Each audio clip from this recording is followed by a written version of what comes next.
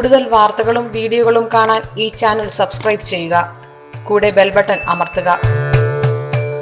ജ്യോതിഷ പ്രോഗ്രാമിലേക്ക് എല്ലാവരെയും ഞാൻ സ്വാഗതം ചെയ്യുന്നു. ഇന്നത്തെ എൻ്റെ ജ്യോതിഷ വിഷയം, പിതൃക്കൾക്ക് കർമ്മം ചെയ്യാത്തവർക്ക് ഗതി കിട്ടുമോ? അതായത് പിതൃകർമ്മം ചെയ്യാത്തവർക്ക് ഗതി കിട്ടുമോ എന്നാണ് എൻ്റെ വിഷയം. കിട്ടില്ല, തീർച്ചയായിട്ടും കിട്ടില്ല. നമ്മളുടെ പിതൃക്കൾക്ക് നമ്മൾ കർമ്മം ചെയ്യണം, അവർക്ക് സായുജ്യം കൊടുക്കണം. അല്ലാത്തോടത്തോളം കാലം നമ്മൾക്ക് ദുരിതങ്ങളെ ഉണ്ടാവൂ. അക്കാര്യത്തിൽ ഒരു സംശയവുമില്ല. മരിച്ച പിതൃക്കൾക്ക് അന്ത്യകർമ്മവും മോക്ഷവും സായുജ്യവും കൊടുക്കാത്തവർക്ക് എങ്ങനെ ഗതിയുണ്ടാവും? നമ്മുടെ കർമ്മഫലം നമുക്ക് തിരിച്ചു കിട്ടും. നല്ലതും ചീത്തയുമായിട്ടാണ് നമുക്കിത് തിരിച്ചു വരുന്നത്, ഇല്ലേ? നമ്മൾ നല്ല കർമ്മം ചെയ്താൽ നമുക്ക് നല്ല ഫലം കിട്ടും, നമ്മൾ ദുഷ്കർമ്മം ചെയ്താൽ നമുക്ക് ദുഷ്ഫലം കിട്ടും, ഇല്ലേ? അപ്പം നമ്മളുടെ പിതൃക്കൾക്ക് നമ്മൾ കർമ്മം ചെയ്യണം. അപ്പോൾ കർമ്മം ചെയ്യാത്തോടത്തോളം കാലം നമ്മൾക്ക് അതിൽ നിന്ന് ദുരനുഭവങ്ങൾ ഉണ്ടാവും. അതായത് ഈ മരിച്ച പിതൃക്കൾ നമ്മളുടെ കുടുംബത്തിൽ നമ്മളോടൊപ്പം ജീവിച്ചിരുന്നവരല്ലേ, ഇല്ലേ? ആ ജീവിച്ചിരുന്നവര് ഒരു നാൾ നമ്മളെ വിട്ടുപോവുകയാണ്. ചിലപ്പോൾ സ്വാഭാവികമായ മരണമോ അല്ലെങ്കിൽ എല്ലാ ദുർമരണങ്ങളോ അല്ലെങ്കിൽ വല്ല അപകട മരണങ്ങളോ എങ്ങനെയോ വന്ന് അവർക്ക് മരണം സംഭവിച്ച് അവർ പോയവരാണ്, ഇല്ലേ? അപ്പൊ അങ്ങനെയുള്ള ആ ആളുകൾക്ക് നമ്മൾ അവരുടേതായ കർമ്മം കൊടുക്കണം. അവർക്ക് അവരുടെ അവർക്കുള്ള സായുജ്യപരമായ കാര്യങ്ങൾ നമ്മൾ ചെയ്യണം. ഒരാൾ മരിച്ചാൽ,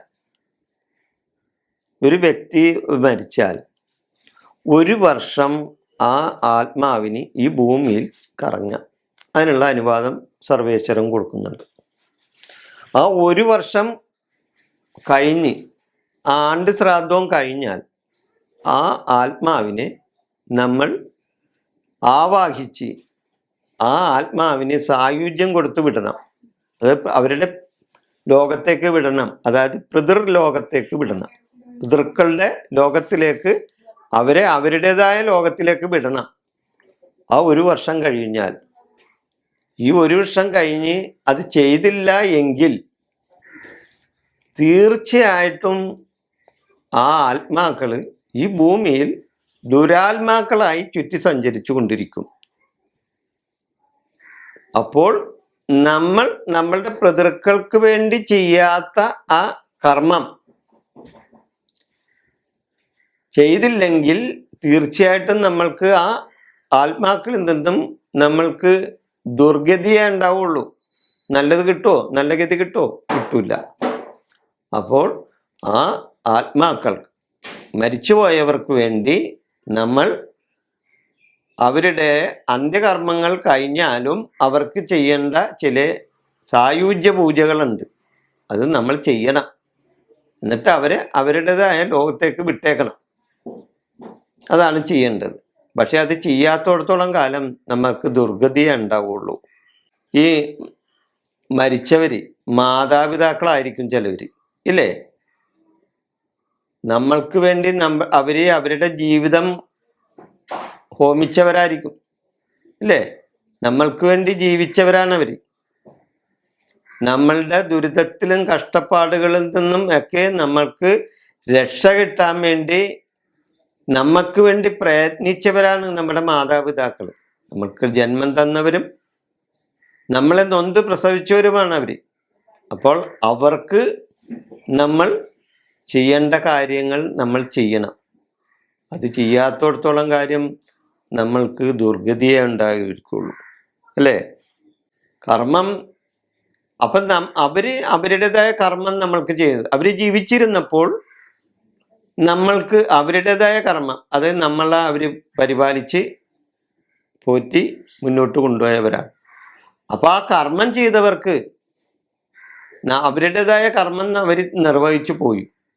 അപ്പോൾ നമ്മൾ അവർക്ക് വേണ്ടി ചെയ്യുന്ന കർമ്മം നമ്മൾ തിരിച്ച് ചെയ്യണ്ടേ?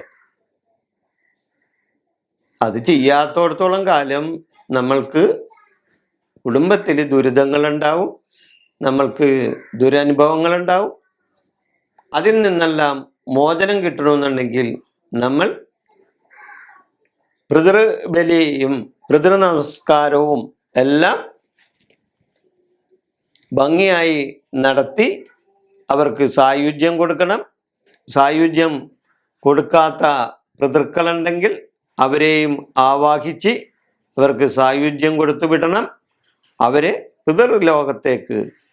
പിതൃലോകത്തിലേക്ക് അവരെ പറഞ്ഞു വിടുകയും ചെയ്താൽ തീർച്ചയായിട്ടും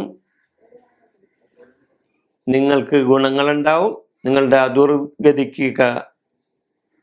ദുർഗതികൾക്ക് പരിഹാരവും തീർച്ചയായിട്ടും ഉണ്ടാവും.